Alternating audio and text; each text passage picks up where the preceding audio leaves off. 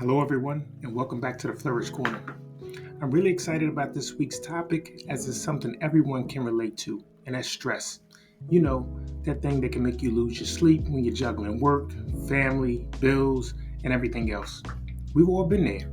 But today, I'm here to help you handle stress like a pro and provide you some of the tips and tricks I use in corporate America to make sure you keep your head above water. Because your coach can't be letting you drown out there, so let's get into it. So, one of the first things we need to cover is understanding what stress does to you. Let's start with a quick reality check. Stress isn't just in your head, it's in your whole body. As I mentioned in the opening, it messes with your sleep, your energy, even your mood. In addition, it's been shown to be the initial triggers for obesity, heart disease, stroke, and cancer, all conditions we all hope to avoid. I remember one time I was so stressed at work, I spent back to back meetings just nodding and smiling, and I had no idea what had been discussed in either meeting. This can happen often when you're stressed. Your brain checks out. Stress can definitely make you feel like a zombie, but the good news is you don't have to stay stuck. Let me share what's worked for me. So, my first tip is really breathing like you mean it. It really helps. First up, let's talk about breathing. I know it sounds simple, like duh, coach, we all breathe. But when you're stressed, your breathing gets all shallow and panicky, and no one wants that. So try this.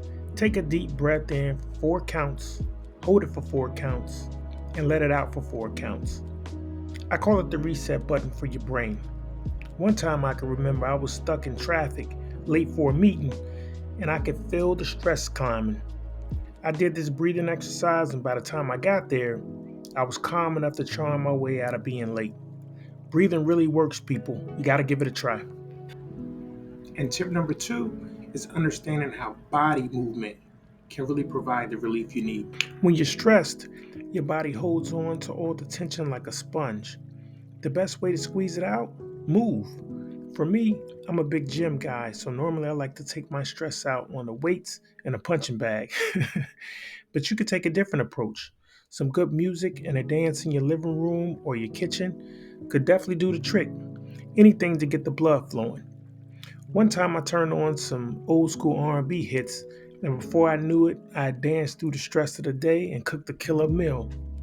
Movement doesn't just help your body, it clears your mind too. And tip number three is learning how to be lighthearted and laugh things off. And here's a big one. Don't underestimate the power of laughter. When life gets heavy, find something that makes you laugh. A funny video, your pet doing something ridiculous, or even that friend who tells the best jokes. Those are clutch when you have something nagging you. One time, a good friend of mine sent me some TikTok clips of people doing some hilarious things.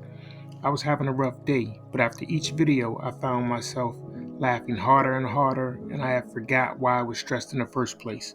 Laughter is free therapy for sure. And tip number four is understanding you're not a machine and you can't do it all. Learning to say no. So let's talk boundaries. Stress loves to creep in when you say yes to too much. I used to be the person who said yes to everything: work projects, family favors, even organizing work happy hours. Then one day, I realized I was exhausted and still trying to please everyone. Spoiler alert, you can't. Now I practice saying no with no guilt, and guess what? The world doesn't fall apart. And tip number five is to always make sure you fit in the things that you're passionate about and the things that you love. So very important. Lastly, carve out time for things that make you happy. For me, it's reading a good book with a cup of tea or spending time at the gym training.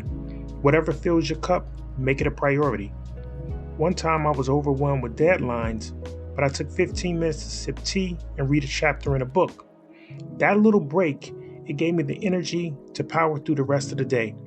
Don't forget to refill your cup with the things you love and the things that inspire you. So, in closing, do not ever allow stress to run your life. Breathe, move, laugh, say no, and make time for what you love. These little changes can make a big difference. And remember, Life is too short to let stress steal your joy.